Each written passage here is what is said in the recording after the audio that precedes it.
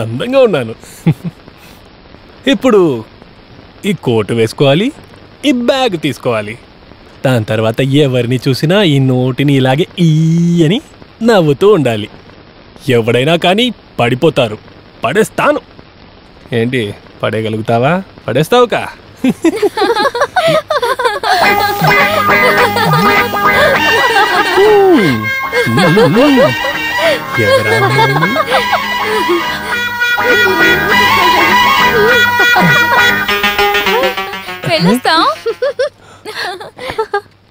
వాళ్ళు అనుకునుంటారు ఒక్కసారి కన్ను కొడితే ఈ శంకర్ పడిపోతాడని. అది జరగనే జరగదు. నువ్వు అనుకున్నట్టు ఇక్కడ జరగదు. దానికి వేరే వాళ్ళని చూసుకో. మరెందుకు అమ్మాయి నన్ను చూసి కన్ను కొట్టింది? తనకు నాలో ఏదో ఒక విషయం నచ్చుంటుంది కదా, లేకపోతే ఎందుకు?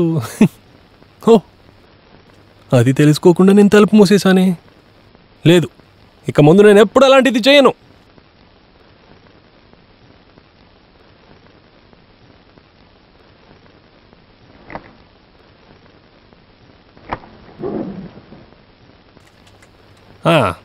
బాయ్, ఆ రూమ్ వెళ్ళి క్లీన్ చేయమ్మా. Okay, I'm very busy. See you. అయ్యయ్యో,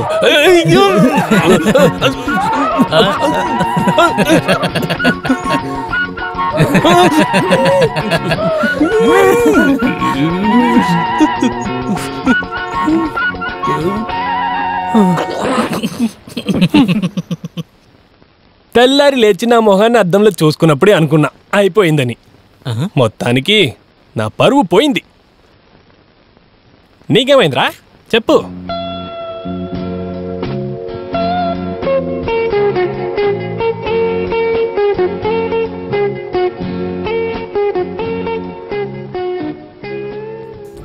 ఆ తర్వాత డబ్బులు ఇచ్చేటప్పుడు ఒక 62 రూపీస్ కలిపిచ్చేసేయండి. అదెందుకు?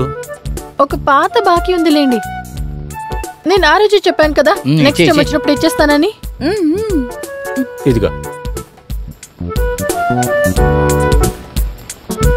బ్యాలెన్స్ అక్కర్లేదులే, నువ్వే ఉంచుకో. మళ్ళీ వీళ్ళు ఏదైనా అడిగితే ఇచ్చేసేయి, ఇచ్చి పంపించే, నేను వచ్చి. అలాగే సార్. Thank you. విను మిస్టర్ పీతా, మనం బయటికి వెళ్ళేటప్పుడు టిప్ టాప్ గానే వెళ్ళాలి. Super super. మరి నా రూమ్ని కొంచెం క్లీన్ చేసేయమ్మా. అలాగే సార్. ఇది పెట్టుకో. వద్దు సార్. ఏ వద్దు సార్. వద్దా? Thank you. లేదు, అది వద్దు sir.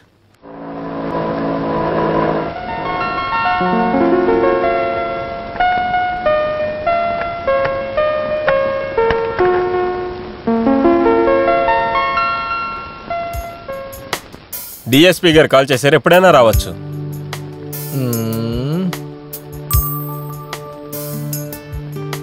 Good morning inspector. Good morning. కూర్చోండి.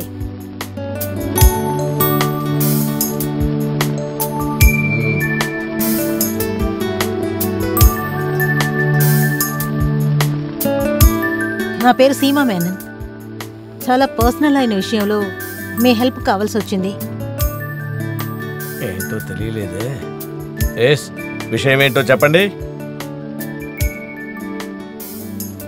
ఈ ఫోటో నా సిస్టర్ రేఖా మేనంది.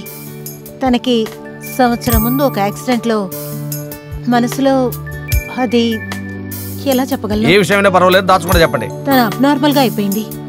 మెంటల్ హాస్పిటల్ ట్రీట్మెంట్లో ఉండేది. నిన్న రాత్రి అక్కడున్న వేరే పేషెంట్తో పాటు ఇద్దరూ తప్పించుకున్నారు. మీరే ఎలాగైనా కాపాడాలి. హాస్పిటల్ నుంచి నిన్న ఒక కంప్లైంట్ వచ్చింది. వీళ్ళేనా వాళ్ళు? అవును సార్. ఇలా చూడండి మిస్ మీనన్, న్యూస్ పేపర్లో ఈ ఫోటోలు వేస్తే ఎలా ఉంటుంది? అది కుదరదు. తనకింకా పెళ్లి కాలేదు. పెళ్లి కాని ఒక పిల్ల మెంటల్ హాస్పిటల్ నుంచి తప్పించుకుంది అంటే జస్ట్ ఇమాజిన్ తన ఫ్యూచర్ ఏమవుతుంది? మీరు చెప్పింది నిజమే. ఓకే, నేను ఎంక్వైరీ చేస్తాను. ఒక అన్అఫిషియల్ అయిన సర్చ్ చేయాలి. ముఖ్యంగా మీరు ఇంట్రెస్ట్ చూపించాలి ప్లీజ్. నేను మీకు ఎలాంటి హెల్ప్ అయినా చేస్తాను. నా తరఫు నుంచి నేను కూడా ఎంక్వైరీ చేస్తాను. మనం టచ్లో ఉందాం. Please see what best you can do. వాళ్ళని పట్టుకొని మీకు అప్పచెప్పాలి, అంతే కదా. ఆ కేసు సంగతి నేను చూసుకుంటా. ఇలాంటి మెంటల్ సమస్యలన్నీ ఎవరికైనా ఎప్పుడైనా రావచ్చు. ఇలాంటి పరిస్థితుల్లోనే కదా హెల్ప్ చేయడం కుదురుతుంది. మీరు బయలుదేరొచ్చు. Thank you sir.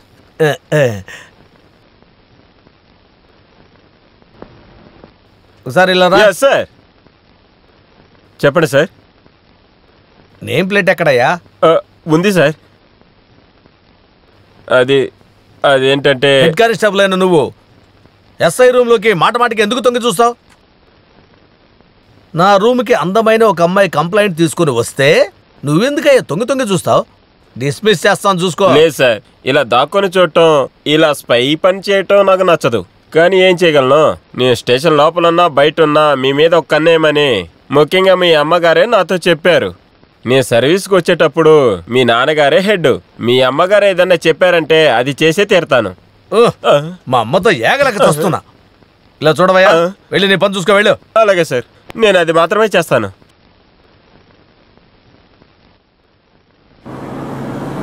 Road cross చేసే లోపే ఎలా వస్తున్నారు మళ్ళీ మళ్ళీ. ఆటో ఎలా నడిపిస్తున్నాడు, చూసి నడిపేవయ్యా. ప్రశాంతంగా క్రాస్ చేయనివరే. నాపై బండి ఎక్కేసింది. ఏమైనా అయిందా? అయ్యో, నేను చూసుకోలేదు సార్. జాగ్రత్త సార్, లేవండి.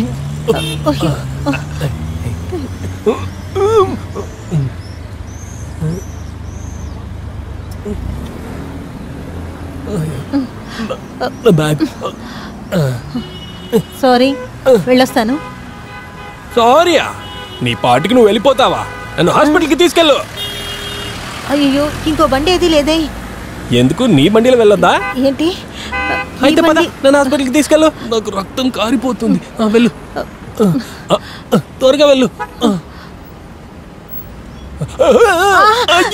ఏమైంది సార్? నువ్వు చంపకుండా వదలవా? నేనేం చేశాను? నేను దేన్ని పట్టుకొని కూర్చోవాలి? సరే, పట్టుకోండి. ఇప్పుడు బాగుంది.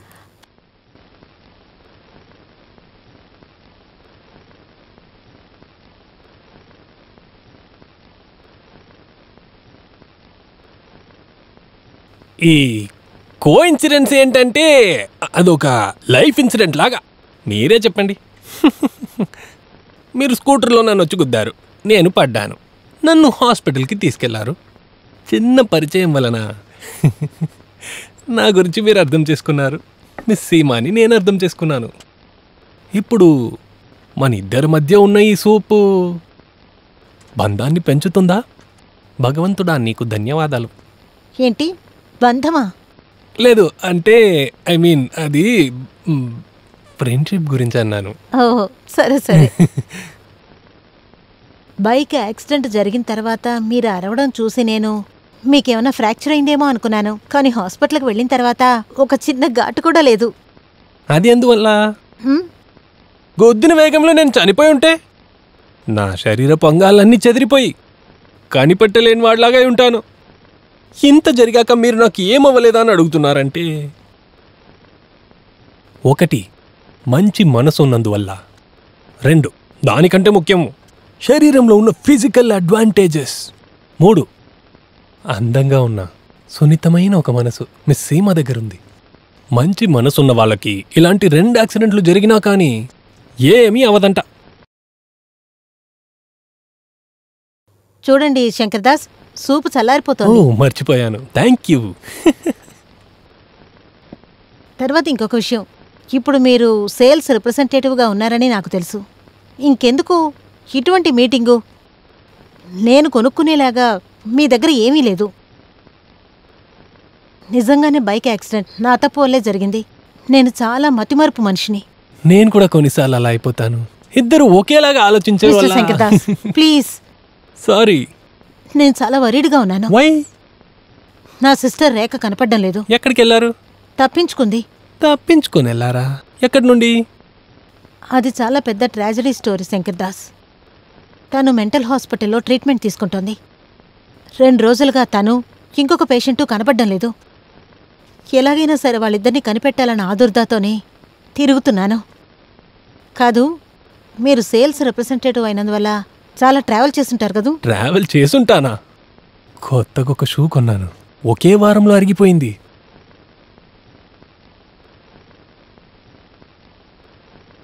ఇలా చూడండి, ఇదిగో తనే నా సిస్టర్.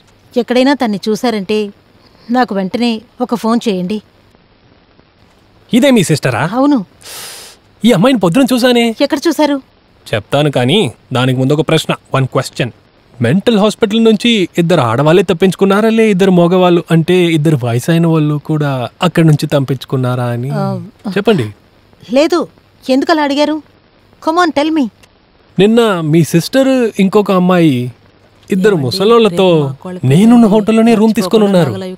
ఈ రోజు ప్రొద్దునే వాళ్ళు వెకేట్ చేసింది నేను చూశాను. రియల్లీ? యా